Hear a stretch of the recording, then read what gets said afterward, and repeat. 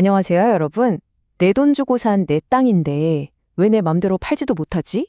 이런 생각 해보신 적 없으세요? 이 아주 근본적인 질문에 대한 답이 바로 토지 행정이라는 개념 안에 숨어 있습니다. 지금부터 딱 5분만 집중해 주세요. 그 복잡해 보이는 규칙의 핵심만 쏙쏙 뽑아서 알려드릴게요. 네, 정말 누구나 한 번쯤은 해봤을 법한 생각이죠. 아니, 이거 내 재산인데 왜 국가가 이래라 저래라 하는 거지? 싶잖아요. 근데 사실 여기에는요, 개인의 재산권을 넘어서 국가가 그리는 훨씬 더 큰 그림이 있기 때문입니다. 오늘 설명은 바로 그 큰 그림이 대체 뭔지 함께 들여다보는 시간이 될 겁니다. 자, 첫 번째 섹션입니다. 바로 국가가 그리는 큰 그림, 토지 행정이죠. 그럼 토지 행정이 대체 뭐냐? 아주 쉽게 말해서요, 정부가 우리나라 땅 전체를 어떻게 쓸지 관리하는 총괄 계획, 그러니까 일종의 마스터 플랜이라고 보시면 돼요.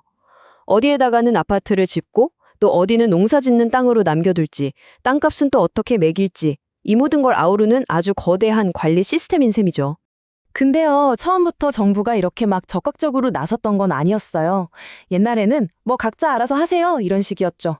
불간섭주의라고 해요. 그런데 시간이 지나면서 문제가 생긴 거예요. 도시로만 사람들이 막 몰리고 땅값은 천정부지로 치솟고 이런 부작용이 심해지니까 이래선 안 되겠다. 국가 전체의 균형을 위해서 정부가 직접 나설 수밖에 없게 된 겁니다. 자, 그럼 정부는 대체 어떤 도구를 써서 이걸 관리할까요? 그 첫 번째 핵심 도구, 바로 부동산 시장의 문지기 역할을 하는 토지거래 허가제입니다. 이 제도의 목표는 아주 명확합니다. 딱 하나예요.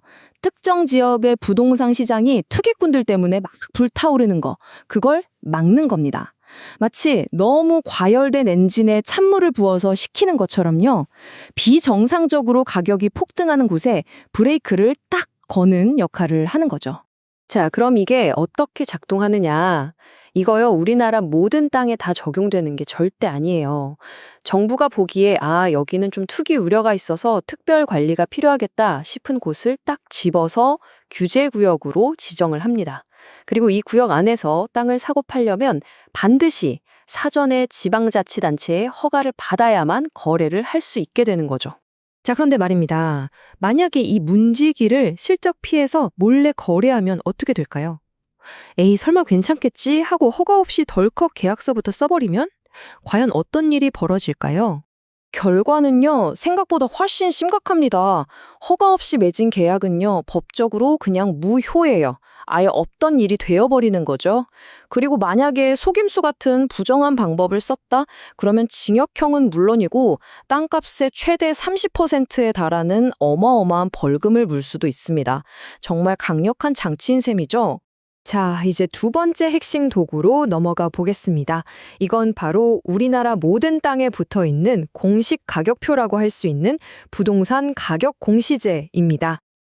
이 공시지가는 크게 두 가지로 나뉘어요. 첫째는 표준지 공시지가. 이건 정부가 전국의 수많은 땅 중에서 대표 선수들을 뽑아서 가격을 매긴 거예요. 이게 바로 기준점, 즉 벤치마크가 되는 거죠. 그럼 나머지 땅들은 어떻게 하냐? 바로 이 표준지 공시지가를 기준으로 개별 공시지가가 계산되는 겁니다. 뭐랄까, 동네에서 제일 비싼 대장 아파트 가격을 기준으로 주변 아파트 시세가 정해지는 거랑 아주 비슷하다고 생각하시면 이해가 쉬울 거예요. 아니, 그래서 이 공식 가격표가 왜 그렇게 중요한 걸까요? 이게 그냥 참고하라고 알려주는 시세 정보가 절대 아니기 때문입니다. 바로 이 가격을 기준으로 여러분이 내야 할 재산세가 계산되고요. 만약에 국가가 공공사업 때문에 내 땅을 사들일 때 그 보상금 액수도 이걸로 정해집니다. 말 그대로 우리 지갑에 직접적으로 영향을 미치는 아주 중요한 숫자라는 거죠. 그렇다면 이 공시지가, 법적으로는 어떤 성격을 가질까요? 이게 그냥 정부가 발표하는 단순한 정보일까요? 아니면 그보다 훨씬 더 강력한 힘을 가진 무언가일까요? 바로 이 지점이 정말 중요합니다. 우리 법원은요, 이 공시지가를 단순한 정보 제공이 아니라 국민에게 직접적인 의무를 지우는 행정처분으로 봅니다. 말이 좀 어렵죠? 쉽게 풀어서 말하면 정부가 당신 땅의 가치를 이만큼으로 결정했으니 이 가격을 기준으로 세금을 내야 할 의무가 생겼습니다. 라는 법적인 구속력이 있는 명령이라는 뜻이에요. 그래서 만약에 내 재산세가 너무 많이 나온 것 같다고 느낄 때 세금 고지서 자체를 가지고 다투는 게 아니라 그 세금의 근거가 된 공시지가 결정 자체에 이의를 제기하고 소송을 해야 하는 겁니다. 자, 지금까지 살펴본 이 토지거래 허가제와 가격 공시제, 이 두 가지 제도는 결국 하나의 아주 근본적인 질문으로 이어집니다. 바로 개인의 재산권과 공공의 이익, 이 둘 사이의 팽팽한 줄다리기에 대한 이야기죠. 네, 바로 이 질문입니다. 국가가 법으로 개인의 재산권 행사를 이렇게 제한하는 게 과연 헌법에 어긋나지는 않을까요? 내 재산인데 국가가 이렇게까지 개입해도 되는 걸까요? 우리 헌법은 여기에 대해서 아주 명확한 기준을 제시하고 있습니다. 헌법 제23조를 보면요. 먼저 모든 국민의 재산권은 보장된다고 선언합니다. 하지만 바로 그 뒤에 아주 중요한 단서가 붙어요. 그 권리의 행사는 공공복리에 적합해야 한다는 거죠. 즉, 사회 전체의 이익에 맞아야 한다는 겁니다. 내 재산이라고 해서 우리 공동체에 피해를 주면서까지 내 마음대로 할 수는 없다는 일종의 사회적 책임이 있다는 뜻이기도 합니다. 그리고 헌법 제122조는 여기서 한 걸음 더 나아갑니다. 국토를 효율적이고 균형 있게 이용하고 개발하고 또 보존하기 위해서라면 법률로서 개인의 재산권에 특별한 제한이나 의무를 부과할 수 있다고 아예 못을 박아두고 있어요. 바로 이 조항이 토지거래 허가제 같은 규제들의 가장 직접적인 헌법적 근거가 되는 겁니다. 그래서 헌법재판소나 법원의 판단은 아주 명확해요. 이런 제도들이 개인의 재산권을 아예 부정하거나 박탈하는 게 아니라는 겁니다.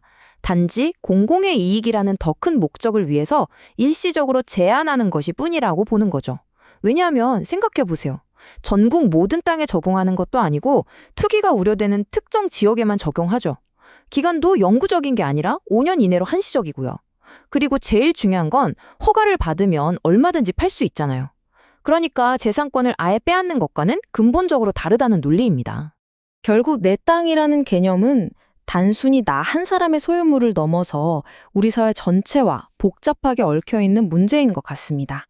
개인의 자유로운 재산권 행사, 그리고 우리 모두를 위한 공공의 이익, 이 팽팽한 줄 위에서 과연 우리는 어디쯤에 그 균형점을 찾아야 할까요? 어쩌면 정답이 없는 이 질문이야말로 우리가 앞으로도 계속해서 고민하고 토론해야 할 가장 중요한 숙제일지도 모릅니다.